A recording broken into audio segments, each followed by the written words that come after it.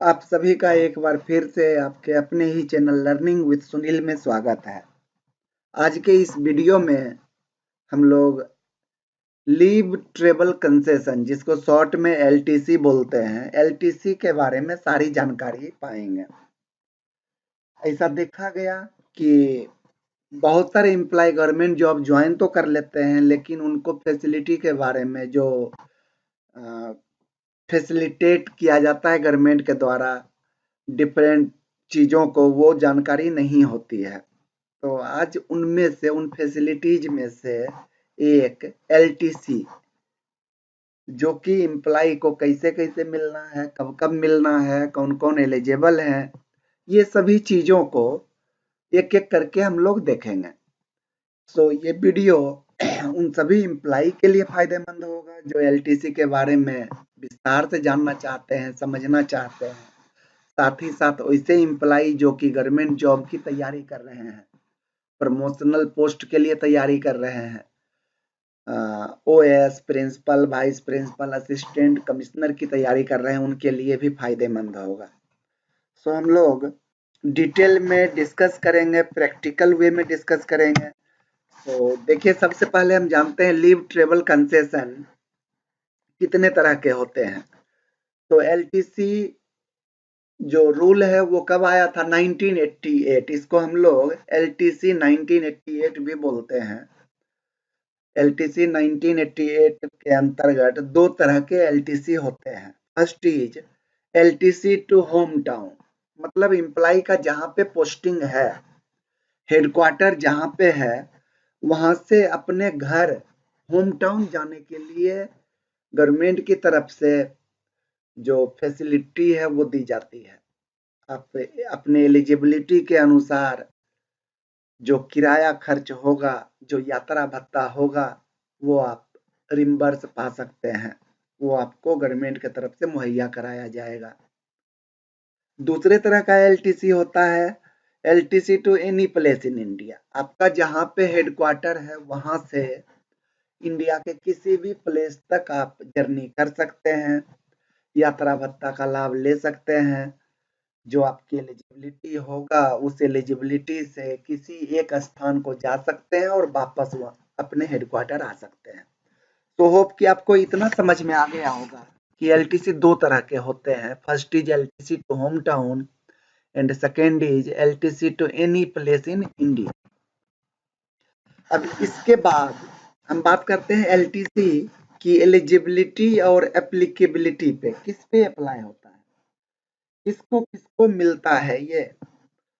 तो बोला गया कि जो भी सेंट्रल सिविल सर्विस हैं, जो सेंट्रल गवर्नमेंट के एम्प्लॉई हैं, ऑटोनोमस, सेंट्रल ऑटोनोमस ऑर्गेनाइजेशन के एम्प्लॉई हैं, जिसपे सीसीएस रूल्स लागू होता है, उन सभी को एलटीसी मिलता है। एलटीसी उन सभी पे एप्लीकेबल होगा। साथ ही साथ civilian government servant in defence service, defence service में जो सिविलियन पोस्ट होता है उनको भी मिलेगा। दूसरा हो गया who are employed under a state government. कोई एम्प्लॉय स्टेट गवर्नमेंट का एम्प्लॉय है लेकिन वो डेप्यूटेशन पे है सेंट्रल गवर्नमेंट में, तो इसे एम्प्लॉय को भी जब तक वो डेप्यूटेशन पे है उस साल का एलटीसी वो उठा सकते हैं, उस ब्लॉक ईयर का एलटीसी उठा सकते हैं, एबल कर सकते हैं। Who are appointed on contract basis, ऐसे एम्प्लॉय जो कॉन्ट्रैक्ट बेसिस पे अपॉइंटेड हैं ऑटोनोमस ऑर्गेनाइजेशन या सेंट्रल गवर्नमेंट में, उनको भी मिलेगा।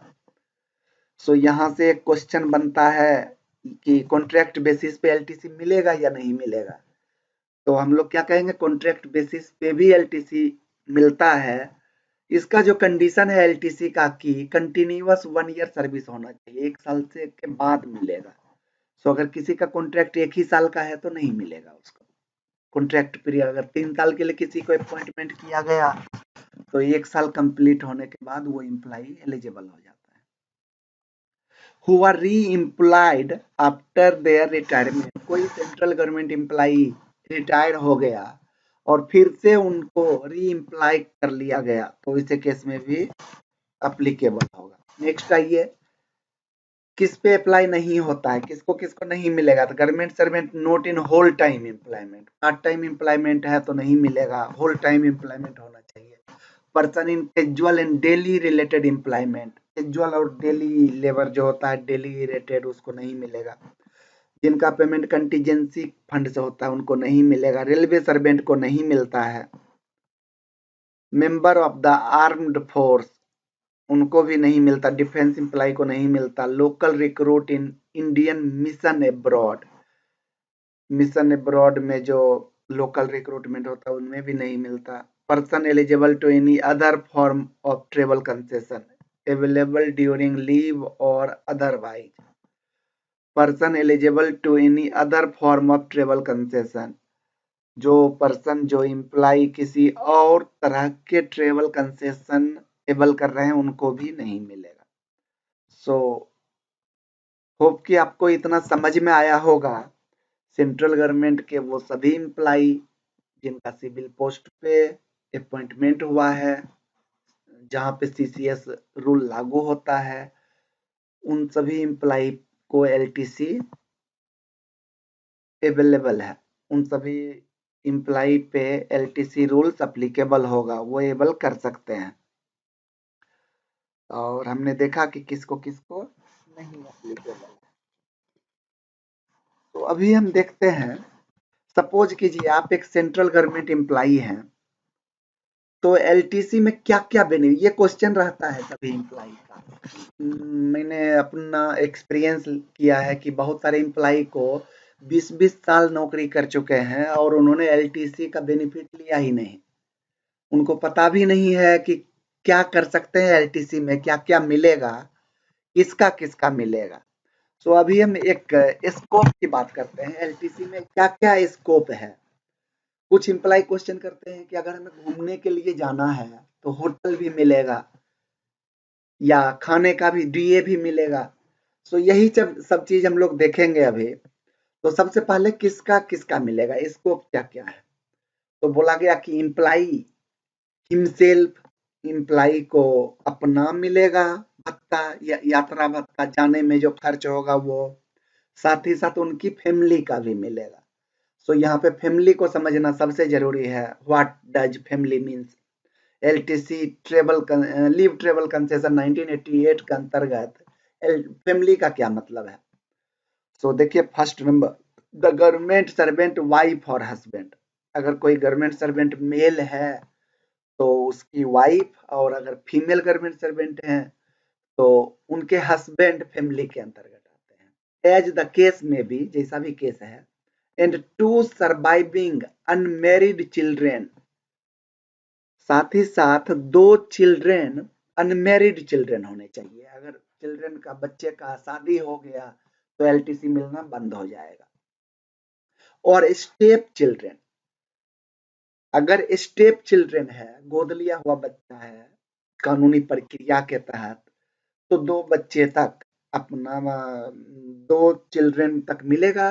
कंडीशन क्या है, अनमेरिड होना चाहिए, wholly dependent on government servant, irrespective of whether they are residing with the government servant or not। कहने का मतलब क्या हुआ, बहुत ही क्लियर है। एम्प्लॉय का हस्बैंड या वाइफ, वाइफ और हस्बैंड में ये डिपेंडेंसी नहीं है कि वो डिपेंडेंट होना चाहिए।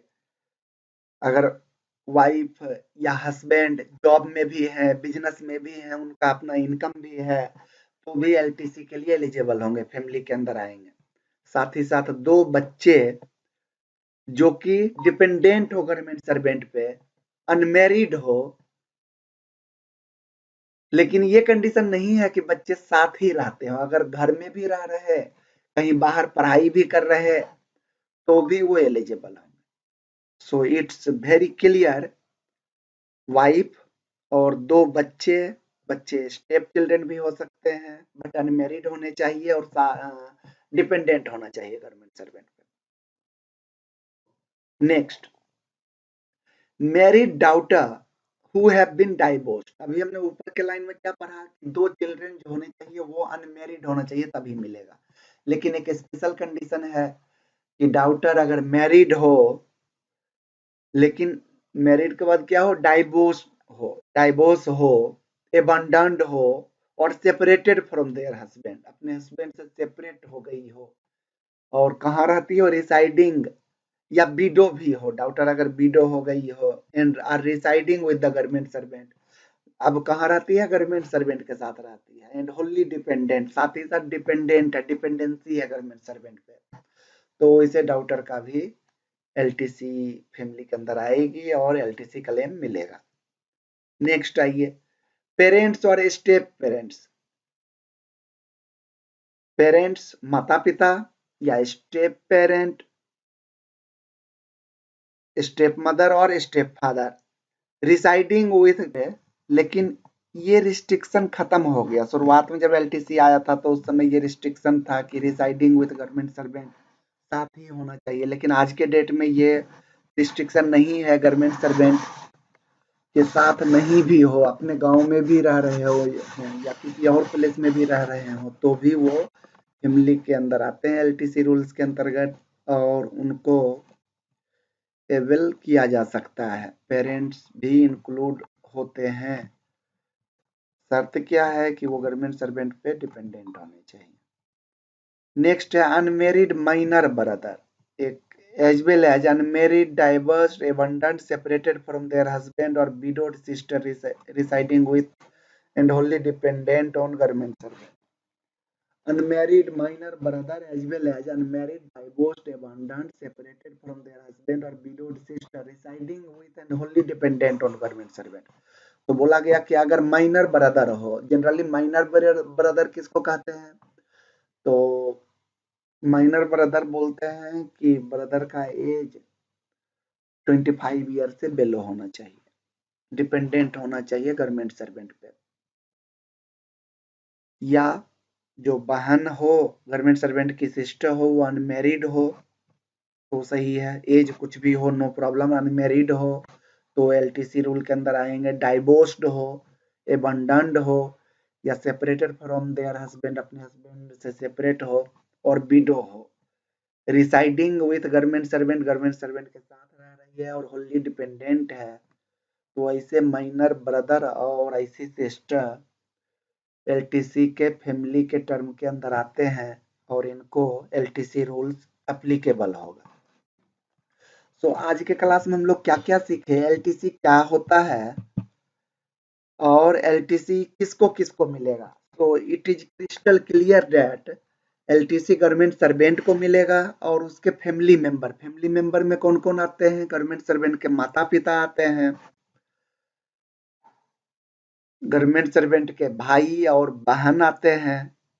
कंडीशन क्या क्या है, तो माता पिता के केस में कंडीशन है कि वो गवर्नमेंट सर्वेंट पे डिपेंडेंट होना चाहिए। भाई के केस में कंडीशन क्या है कि जो भाई होगा वो माइनर ब्रदर होना चाहिए, छोटा भाई होना चाहिए, 25 साल से छोटा माइनर होना चाहिए।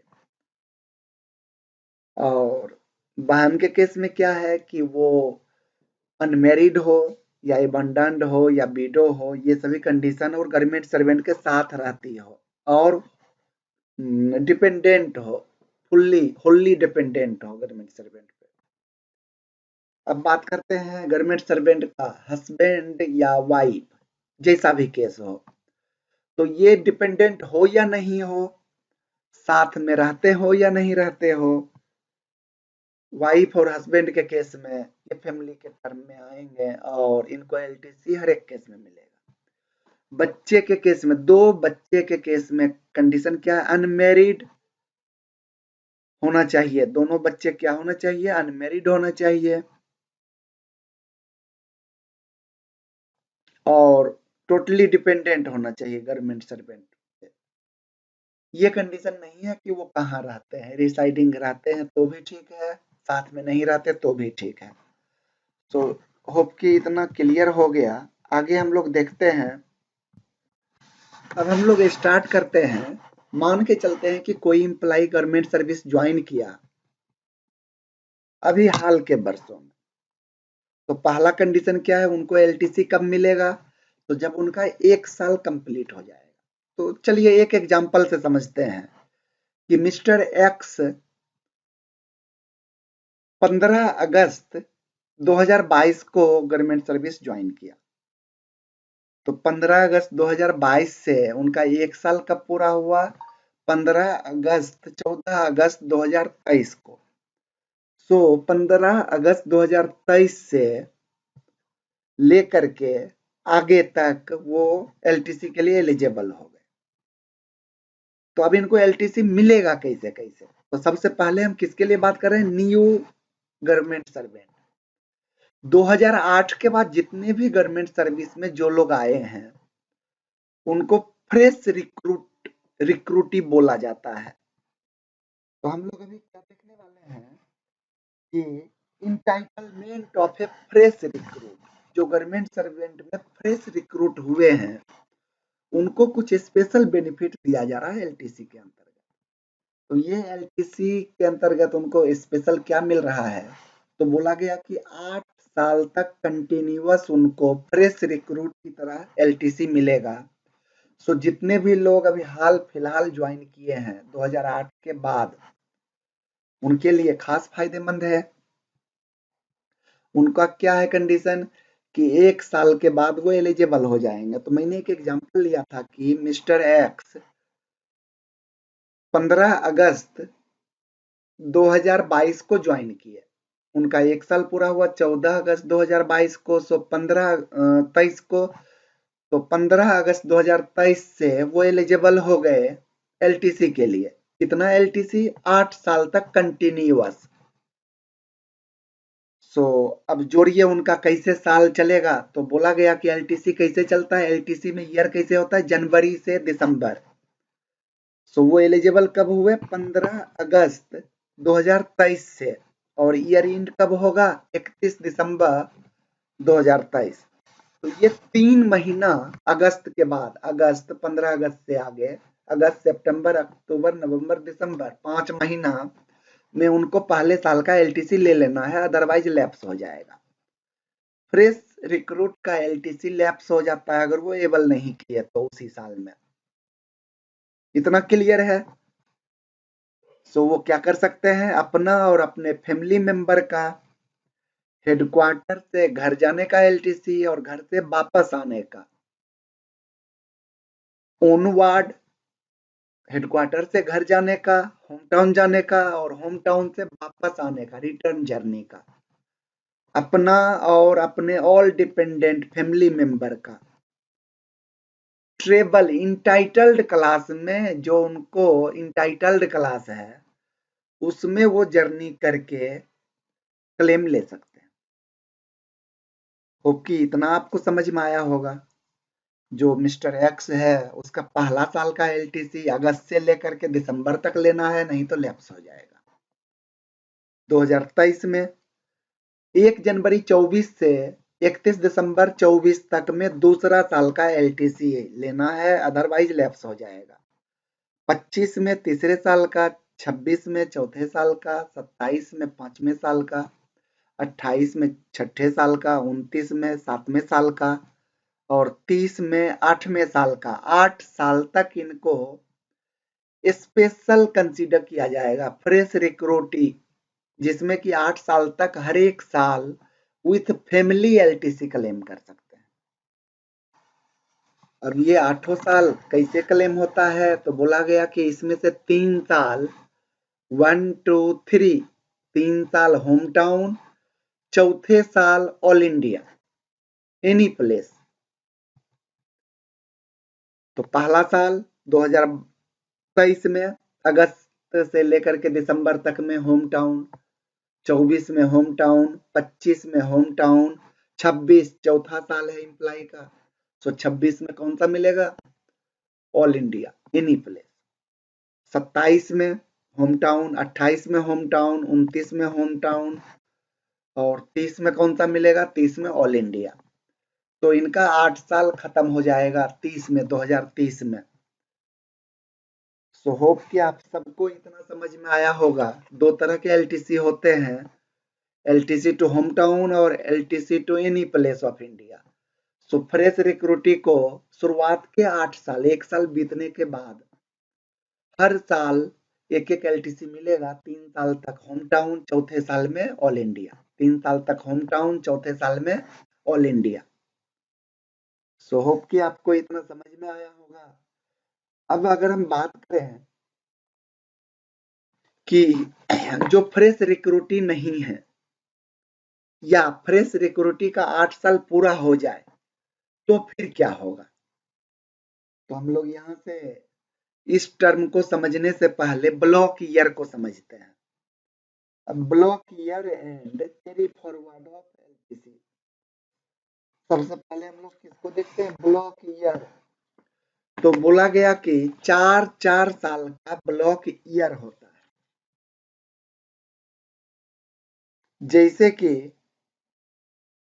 अभी जो ब्लॉक ईयर चल रहा है, एट प्रेजेंट जो ब्लॉक ईयर चल रहा है वो ब्लॉक ईयर है 2024 से लेकर के 27 तक। 24, 25, 26, 27। एक मिनट।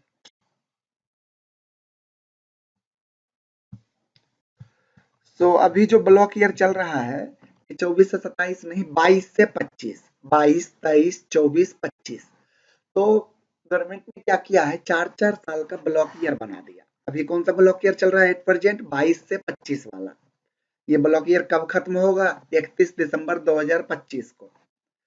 फिर अगला ब्लॉक ईयर कौन सा चालू होगा, तो 26 से 26, 27, 28, 29, 26 से 29 का ब्लॉक ईयर। 4 साल का ब्लॉक ईयर होता है। और ये 4 साल का ब्लॉक ईयर 2 साल के 2 ब्लॉक में विभाजित होते हैं। जैसे कि 22 से 25 4 साल का ब्लॉक ईयर, ये डिवाइड होगा 2 ब्लॉक में, 22, 23 और 24, 25। सो हर एक एम्प्लॉय जिनका कंटिन्यूअस सर्विस 1 साल हो गया वो एलटीसी के लिए एलिजिबल है। अब वो ब्लॉक के अनुसार कैसे ले सकते हैं, जो फ्रेश रिक्रूटी हैं उनका तो अलग केस हो गया, उनको 8 साल तक कंटिन्यूअस मिलेगा और उसके बाद फिर से ब्लॉक वाला ही रूल अप्लीकेबल होगा। ब्लॉक 4 साल के होते हैं और ये ब्लॉक 4 साल का ब्लॉक 2 अलग-अलग भागों में बँटता है। 2 साल का, 2 साल का, फर्स्ट 2 ईयर, सेकंड 2 ईयर। जैसे अभी का 22-25 है तो 22-23 और 24-25। तो ये 2-2 साल के ब्लॉक ईयर में एम्प्लॉई एलटीसी ले सकता है। मतलब 4 साल के ब्लॉक ईयर में 2 एलटीसी ले सकते हैं। ये 2 एलटीसी में क्या-क्या ले सकते हैं, तो एक ऑल इंडिया एनी प्लेस, और जो बचा हुआ एक है उसको क्या लेना होगा, तो होम एलटीसी। या अगर एम्प्लॉई चाहे तो दोनों होम एलटीसी ले सकता है, दोनों एनी प्लेस नहीं ले सकता। 4 साल के ब्लॉक ईयर में एक ब्लॉक में आप ऑल इंडिया ले सकते हैं, एक ब्लॉक में होम एलटीसी ले सकते हैं, या दोनों ब्लॉक में होम एलटीसी ले सकते हैं। कहने का मतलब क्या हुआ, मोटा मोटी समझे तो 2 साल के ब्लॉक ईयर में एक होम एलटीसी आप ले सकते हैं, या एक ऑल इंडिया ले लिया तो 4 साल में एक ही ऑल इंडिया होगा। ब्लॉक ईयर कितने का होता है, 4 साल का। अभी कौन सा ब्लॉक ईयर चल रहा है, 22-25। अगला ब्लॉक ईयर कौन सा होगा, तो 26 से 29। उसके आगे का ब्लॉक ईयर क्या होगा, 30 से 33। अभी जो करेंट ब्लॉक ईयर है 22 से 25, उससे पहले कौन सा था, तो 19 से 22, 19, 20, 21, 22। तो अगर अभी 22 से 25 चल रहा तो 22 और 23 इसमें कोई एम्प्लॉई होम एलटीसी ले सकता है या किसी भी प्लेस पे जा सकता है। तो अगर 22-23 में किसी प्लेस पे गया, ऑल इंडिया लिया, तो 24-25 में होम एलटीसी बचा हुआ रहेगा। मैक्सिमम एक 4 साल के ब्लॉक ईयर में एक ही ऑल इंडिया ले सकते हैं। मैक्सिमम एलटीसी कितना ले सकते हैं, 2, या तो दोनों आप ले लीजिए होम एलटीसी, या एक ऑल इंडिया एक होम। तो ये होता है एलटीसी का ब्लॉक ईयर। सो सपोज कीजिए कि मैं अपनी बात करता हूं, मैंने सर्विस ज्वाइन किया 20 अप्रैल 2013 को। सो आप लोग मुझे बताइए थोड़ा सोच करके, मैं आपको एक्सेल में एक कैलकुलेशन दिखाता हूँ और जनरली इससे क्वेश्चन रहता है। जो लोग गवर्नमेंट सर्वेंट की तैयारी कर रहे हैं, प्रिंसिपल वाइस प्रिंसिपल की, एक क्वेश्चन एलटीसी से एटलीस्ट रहेगा, वो भी इस तरीके का। सपोज कीजिए कि मेरा डेट ऑफ ज्वाइन, मैं यहाँ लिख देता हूँ, डेट ऑफ ज्वाइन क्या है, 20 अप्रैल 2013। सो एलटीसी का एलिजिबिलिटी मेरा कैसे होना चाहिए, आप लोग थोड़ा सोच के बताइए। मैं थोड़ा इसका साइज बढ़ा देता हूँ, 18।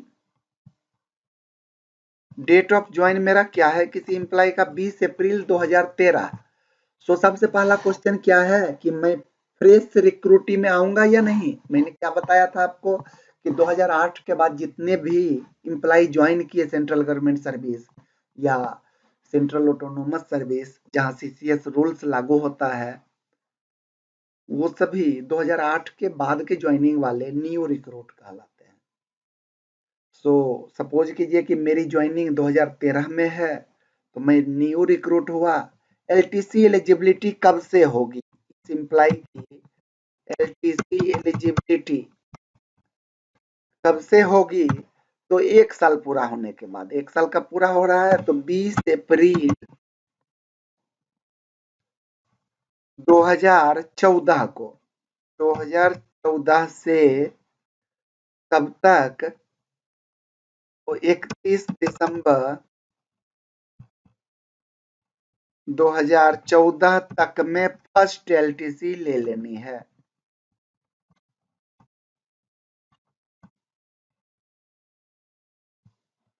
तो फर्स्ट ईयर एलटीसी कब लेनी है, 20 अप्रैल 2014 से 31 दिसंबर 2014 तक फर्स्ट एलटीसी ले लेनी है। ये एलटीसी कैसी एलटीसी होगी, तो होम टाउन। तो मेरा हेडक्वार्टर क्या था, अलीपुर द्वार, और मेरा होम टाउन कहाँ था, बरौनी। सो मैंने हेडक्वार्टर से अलीपुर द्वार से बरौनी का एलटीसी क्लेम कर लिया। अब मुझे क्या क्या मिला था इसमें, क्योंकि मेरा ग्रेड पे लेवल 6 से ऊपर था, मैंने लेवल 8 में ज्वाइन किया था। तो 6 and above, level 6 and above जो होते हैं उनकी एलिजिबिलिटी होती है सेकेंड एसी, ट्रेन के सेकेंड एसी। होप कि आपको समझ में आया होगा। और जो लेवल 6 से नीचे हैं, बेलो लेवल 6, उनकी एलिजिबिलिटी थर्ड एसी में होती है। सो मैं एग्जांपल से आपको बताने की कोशिश करता हूँ। फर्स्ट ईयर एलटीसी इस एम्प्लॉय की जिसकी डेट ऑफ ज्वाइनिंग क्या है, 20 अप्रैल 2013 है, तो उनका फर्स्ट एलटीसी यही 8 महीना में अप्रैल से लेकर दिसंबर तक लेना होगा। 2014 अप्रैल में उनका 1 साल पूरा हो गया, उसके बाद एलिजिबल होते हैं। और ये पहला एलटीसी 31 दिसंबर 14 को लैप्स हो जाता। सो यहाँ से देखिए सेकेंड एलटीसी, सेकेंड ईयर की एलटीसी,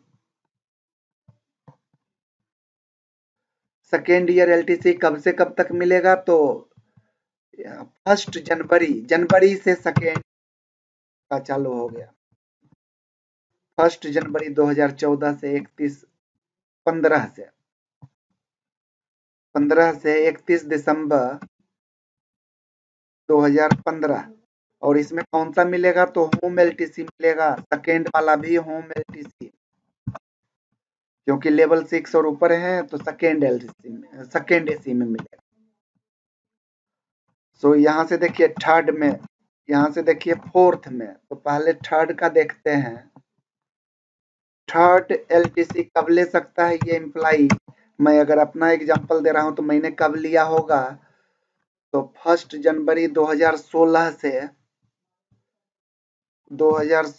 से 31 दिसंबर 2016 तक मुझे लेना था। और इसमें भी क्या मिलेगा, होम एलटीसी लेना होगा, मतलब अपने हेडक्वार्टर से होम टाउन, और फिर रिटर्न जर्नी होम टाउन से हेडक्वार्टर, किसके किसके साथ, तो मैं अपना ले सकता हूँ, वाइफ का ले सकता हूँ, बच्चे का ले सकता हूँ, पेरेंट्स अगर डिपेंडेंट हैं, अगर मेरे पेरेंट्स, सपोज कीजिए मेरे पेरेंट्स का इनकम 9,000 से ज्यादा था, 9,000 प्लस डीए, ये डिपेंडेंसी का रूल है।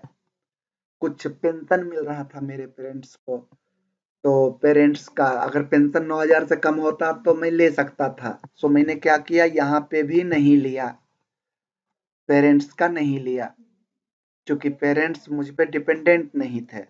अगर डिपेंडेंट होते तो लिया जा सकता था। सो ये 3 होम टाउन लेने के बाद चौथा जो एलटीसी था ये 4th ईयर का। सो इसका टाइम कब से चालू हुआ, आप लोग भी कैलकुलेट कर सकते हैं। 1 जनवरी 2017 से, 1 जनवरी 2017 से 31 दिसंबर 2017, इसमें 4th एलटीसी जो है वो मेरे मन पे है। ये all India any place, any place है, तो एनी प्लेस के जगह पे आप होम भी ले सकते हैं, होम भी तो एनी प्लेस ही हुआ। सो यहाँ पे आपके मन पे है, आप होम भी ले सकते हैं या एनी प्लेस कहीं भी जा सकते हैं, दिल्ली, मुंबई, गोवा, केरला, कहीं भी हेडक्वार्टर से कहीं भी जा सकते हैं। अब इसमें प्रोविजन है कि एम्प्लॉय अगर चाहे तो अपने होम टाउन या किसी और प्लेस से भी ले सकता है। मान लीजिए किसी एम्प्लॉय का बच्चा कहीं और पढ़ाई करता है तो वो एनी प्लेस भी वहां से जा सकता है, but it will be reimbursement के समय जो हेडक्वार्टर से है ना, वहां तक इसको सील कर दिया जाएगा। हेडक्वार्टर से जितना होना चाहिए उस प्लेस का, उससे ज्यादा नहीं दिया जाएगा। तो क्या आपको ये भी समझ में आया होगा। नेक्स्ट आते हैं 5th ईयर। सो यहाँ आपको समझने में कोई प्रॉब्लम नहीं होना चाहिए, सेम इसी तरीके से ये आगे बढ़ेगा। सो चलिए मैं एक ही बार में इसको कॉपी कर लेता हूँ और यहाँ से पेस्ट कर दिया। ये हो गया 5th ईयर, ये हो गया 6th ईयर, 6ठे साल का, ये हो गया 7th ईयर, और ये हो गया 8वां साल, 8th ईयर। तो यहाँ से थोड़ा सा इसको देख लीजिए, ये क्या हो जाएगा, 1 जनवरी 2018। 18 में मेरा फिर से क्या चालू हो गया, तो 18 में चालू हो गया होम टाउन। यहाँ से फिर बात करते हैं 19 में, 19 में भी क्या हो जाएगा, होम टाउन। ये कौन सा, 6ठा साल का, 6 एलटीसी। और 7th एलटीसी चालू हो गया 20 से, 1 जनवरी 20 से 31 दिसंबर 20 तक होम टाउन। और 8वां साल का एलटीसी आप यहाँ से देखिए, 1 जनवरी 2021 से 31 दिसंबर 2021, 2021 में एनी प्लेस। सो मैंने कैसे कैसे लिया, यहाँ से तो होम टाउन लिया, यहाँ से सेकेंड वाला 15 में होम टाउन, 16 में होम टाउन, 17 में मैंने क्या ले लिया, तो 17 में 2017 में मेरा क्या था, एनी प्लेस ऑफ इंडिया था, तो यहाँ पे मैंने दिल्ली का ले लिया। दिल्ली अलीपुर द्वार से, दिल्ली हेडक्वार्टर मेरा अलीपुर द्वार था, वहां से दिल्ली का टूर मैंने ले लिया। क्लियर है, ये चीज कहीं भी मैं ले सकता था, मेरी मर्जी पे था। एनी प्लेस के लिए मैं एलिजिबल था, मैंने एनी प्लेस के लिए अपने और अपने फैमिली मेंबर के साथ ले लिया। और ये सब तो मैंने बता ही दिया कि अपने घर के लिए लिया था, बरौनी के लिए लिया था। 5वां एलटीसी, यहाँ से थोड़ा सा मुझे नया चीज आपको बताना है। मैंने क्या किया था, 5th एलटीसी जो जनवरी 2018 से दिसंबर 2018 तक के लिए था, ये मेरा 5th एलटीसी था। तो कायदे से चौथा के बाद, चौथा एनी प्लेस, 5वां फिर से क्या होगा, कंटिन्यू, 5वां, 6ठा, 7वां होम टाउन। सो यहाँ पे मैंने क्या किया, एक स्पेशल एलटीसी होता है जो कि गवर्नमेंट की एक पॉलिसी है, special relaxation to visit north eastern region. J and K, Ladakh and Andaman Nicobar, जो हमारे कुछ ऐसे जगह हैं कंट्री के north east region, Tripura, Manipur, Mizoram, Assam, Sikkim, ये सभी एरिया जो है, अंडमान निकोबार द्वीप समूह, लक्षद्वीप, लक्षद्वीप को भी ऐड किया गया है, लद्दाख रीजन, जे.एंड.के, जम्मू कश्मीर, ये सब जगह के लिए स्पेशल रियायत है कि आप अपने होम टाउन एलटीसी को इन प्लेस का विजिट में कन्वर्ट कर सकते हैं। तो मैंने 2018 में क्या किया, इसी स्कीम का मैंने एक एप्लीकेशन लिख के दिया कि मैं एलिजिबल हूँ होम टाउन एलटीसी के लिए फैमिली के साथ, और मैं चाहता क्या हूँ कि अपने होम टाउन को कन्वर्ट, स्पेशल रिलैक्सेशन जो गवर्नमेंट के द्वारा स्पेशल रिलैक्सेशन दिया गया है उसके तहत मैं इसको कन्वर्ट करना चाहता हूँ। सो मैंने होम टाउन के लिए अप्लाई किया और उसको कन्वर्ट करने के लिए एक एप्लीकेशन दे दिया कि होम टाउन को कन्वर्ट करूंगा स्पेशल रिलैक्सेशन में। सो मैंने क्या दे दिया, जे.एंड.के में श्रीनगर का विजिट बनाया, श्रीनगर किसके तहत, स्पेशल रिलैक्सेशन।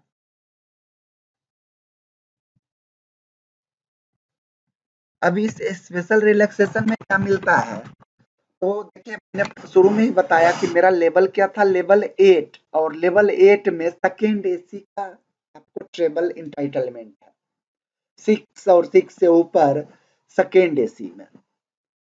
जब लेवल 12 में आप चले जाते हैं तो फिर आपको फर्स्ट एसी में मिलता है, और लेवल 8 से ऊपर जब आप जाते हैं, लेवल 9 में जाते हैं, तब आपको फ्लाइट इकोनॉमी की क्लास में एलिजिबिलिटी होती है। तो इस लिहाज से मुझे श्रीनगर कैसे जाना पड़ता, मुझे ट्रेन से जाना पड़ता सेकेंड एसी में, क्लियर है। लेकिन जब आप स्पेशल रिलैक्सेशन को करेंगे तो सरकार की जो ये स्कीम है कि होम टाउन एलटीसी या ऑल इंडिया एलटीसी को आप कन्वर्ट कर सकते हैं J&K, Ladakh, north eastern reason, तो आप क्या कीजिए कि कुछ प्लेस डिसाइड किए गए हैं, जैसे कि कुछ प्लेस क्या डिसाइड किए गए हैं, तो सपोज कीजिए कि आप जे.एंड.के का टूर करना चाहते हैं, जे.एंड.के, तो जे.एंड.के के लिए कुछ प्लेस डिसाइड किए गए हैं, दिल्ली, चंडीगढ़ और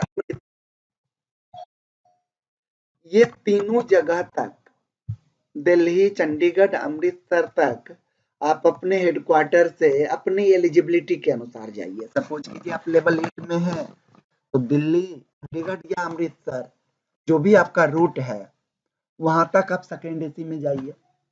अगर लेवल 6 से नीचे हैं तो फिर आपको क्या करना है, तो थर्ड एसी में जाना है, बस से जाना है, सीटिंग क्लास से, और यहां से आगे आप इस जगह से आगे श्रीनगर, लद्दाख, जहां भी जाना हो वहां के लिए आप फ्लाइट से एलिजिबल है। और मैं बात कर रहा हूँ 2018 में मैंने लिया था, तो उस समय फ्लाइट एलिजिबिलिटी सिर्फ एयर इंडिया में हुआ करती थी। स्पेशल रिलैक्सेशन में ये भी रिलैक्सेशन था कि आप प्राइवेट एयरलाइन से भी जा सकते हैं। आजकल तो ये खत्म हो गया कि एयर इंडिया और प्राइवेट वाला, अब तो सारे एयरलाइन से अगर फ्लाइट के लिए एलिजिबल हैं तो जा सकते हैं। सो स्पेशल रिलैक्सेशन के तहत दिल्ली से श्रीनगर आप फ्लाइट में जा सकते हैं। अगर आप लेवल 9 में नहीं है तो भी अनएलिजिबल एम्प्लॉई को भी फ्लाइट एलिजिबिलिटी मिलती है। कहाँ से मिलेगी, तो दिल्ली, चंडीगढ़ या अमृतसर से जे.एंड.के और लद्दाख। साथ ही साथ अगर आप north east reason, north east जाना चाहते हैं तो आप गुवाहाटी या कोलकाता, ये एक बार देखना पड़ेगा कि नॉर्थ ईस्ट में गुवाहाटी और कोलकाता दोनों है या सिर्फ, हाँ, दोनों है, कोलकाता। ये दोनों जगह तक तो अपने हेडक्वार्टर से आप जाइए एलिजिबिलिटी के अनुसार। लेकिन यहाँ से नॉर्थ ईस्ट के किसी भी जगह पे आप फ्लाइट में जा सकते हैं। होप कि आपको क्लियर हो गया होगा। उसी तरीके से अंडमान की अगर बात करें, Andaman and Andaman Nicobar and Andaman and Nicobar द्वीप समूह पे जाना चाहते हैं तो आपको चेन्नई या कोलकाता या चेन्नई जो भी नियरेस्ट हो आपके रूट में, वहां तक तो अपनी एलिजिबिलिटी से जाइए, वहां के बाद आप फ्लाइट ले सकते हैं। ऐसा स्पेशल रिलैक्सेशन दिया गया है J&K north east Andaman Nicobar द्वीप समूह के भ्रमण के लिए। आप अपने होम टाउन को बदल सकते हैं इस टूर में, साथ ही साथ फ्लाइट का भी रिलैक्सेशन ले सकते हैं। अनएलिजिबल एम्प्लॉय, जो एलिजिबल हैं वो तो इसे भी जा सकते थे, बट जो एलिजिबल नहीं है वो भी फ्लाइट से जा सकते हैं इकोनॉमी क्लास में। तो मैंने क्या किया, 2018 में श्रीनगर का टूर ले लिया। किसके जगह पे? होम टाउन के जगह पे। अब नेक्स्ट जो आया, इस समय मेरी पोस्टिंग त्रिपुरा में हो गई थी, नॉर्थ ईस्ट में हो गई थी। सो मैंने बाकी ये दोनों अपने होम टाउन का एलटीसी लिया। होम टाउन एलिजिबिलिटी थी मेरी, घर के लिए एलटीसी लिया, बरौनी के लिए। 2020 में भी मैंने होम टाउन एलटीसी लिया। अगर मैं चाहता तो कहीं और भी जा सकता था, अंडमान निकोबार भी जा सकता था। अब यहां से 21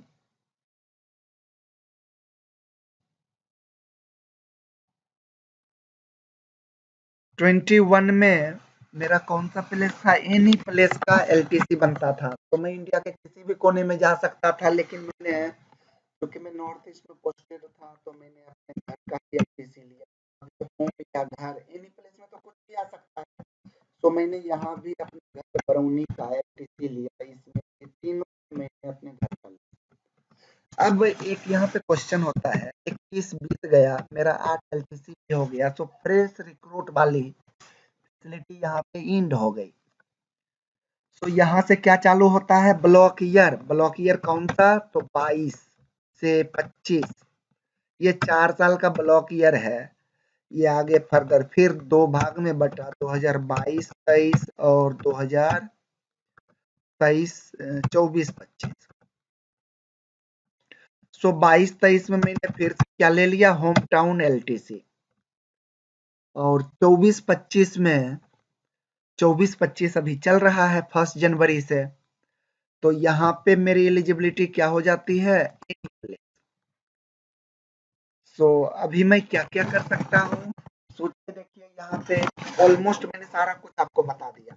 मैंने यहाँ पे होम टाउन क्यों लिया था? क्योंकि मैं पोस्टेड था त्रिपुरा में, जो काफी दूर था मेरे घर से। सो मैं एनी प्लेस भी ले सकता था, मैंने होम टाउन चुना, है ना। या तो यहाँ पे देखिए कितनी प्रोबेबिलिटी हो सकती है। यहाँ से मैं नॉर्मल एम्प्लॉय की तरफ हो गया, फ्रेश रिक्रूट वाला फैसिलिटी खत्म। तो मैं पहले ब्लॉक में भी एनी प्लेस ले सकता हूँ, दूसरे में फिर मुझे क्या लेना होगा? होम टाउन लेना होगा। या मैं चाहूँ तो यहाँ पे होम टाउन लूँ और यहाँ पे भी होम टाउन ही लो। ये 3 तरीके का हो सकता है, फर्स्ट, सेकेंड और थर्ड। 3 तरीके से मैं एवेल कर सकता हूँ 22 और 25 ब्लॉक का एलटीसी। पहला तरीका क्या हो सकता है? होम टाउन ले लूं 22-23 में और 24-25 में एनी प्लेस। दूसरा तरीका क्या हो सकता है कि एनी प्लेस या होम टाउन। तीसरा क्या हो सकता है? होम टाउन या होम टाउन। अब इसमें से रूल क्या कहता है? मैं इनमें से किसी भी एक ब्लॉक ईयर को, 2 साल का जो ब्लॉक ईयर है उसको आप कहाँ बदल सकते हैं? तो जम्मू कश्मीर, नॉर्थ ईस्ट या अंडमान निकोबार में भी बदल सकते हैं। सो मैं चाहता यहाँ तो ले सकता था। अभी मैं इस बार प्लान में हूँ कि 24-25 में जो मेरी एलिजिबिलिटी है, क्योंकि मैंने होम टाउन लिया है, तो इस बार मेरा क्या है? एनी प्लेस ऑफ इंडिया का है, या होम टाउन लिए तो फिर से होम टाउन भी ले सकते हैं, एनी प्लेस में ही आता है वो। सो अभी मैं क्या ले सकता हूँ? या तो केरला का भी ले सकता हूँ, राजस्थान का टूर ले सकता हूँ। कहाँ से? तो अपने पोस्टिंग से, अभी मेरी पोस्टिंग शेखपुरा नवोदय विद्यालय में है, तो मैं शेखपुरा नवोदय से राजस्थान का, जोधपुर का, उदयपुर का, केरला का, कर्नाटका का, कहीं का भी ले सकता हूँ। एलिजिबिलिटी क्लास क्या होगी, तो बाय सेकेंड एसी, चूंकि मेरा लेवल अभी क्या है, लेवल 8 है। लेवल 9 होता तो मैं फ्लाइट से जा सकता था। अब मैं चाहता हूं कि मैं फ्लाइट से ही करूं, तो मेरे पास एक उपाय क्या है कि इस एनी प्लेस को मैं स्पेशल रिलैक्सेशन में बदल लूं। इसको या इसको किसी को भी स्पेशल में बदल सकते हैं। तो मैं प्लान क्या कर रहा हूं, इस बार मैं अंडमान निकोबार का लेना चाहता हूं। तो मुझे क्या करना होगा, शेखपुरा से कोलकाता तक सेकेंड एसी में जाना होगा अपने एलिजिबल क्लास में, और कोलकाता से मैं फ्लाइट ले लूंगा, कोई भी फ्लाइट, किसी भी एयरलाइंस की फ्लाइट, इकोनॉमी क्लास में अंडमान निकोबार का। वापसी में भी मैं ऐसा कर सकता हूं। सो होप कि आपको ये सारा फंडा समझ में आ गया होगा। मैंने एक स्टोरी की तरह आपको बताया। आगे के वीडियो में हम इसी चीज को एग्जामिनेशन पॉइंट ऑफ व्यू से एमसीक्यू की तरह देखेंगे और डेप्थ रूल में देखेंगे। सो थोड़ा इंतजार कीजिए अगले वीडियो का। आज का वीडियो हम यहीं पे स्टॉप करते हैं। Thank you.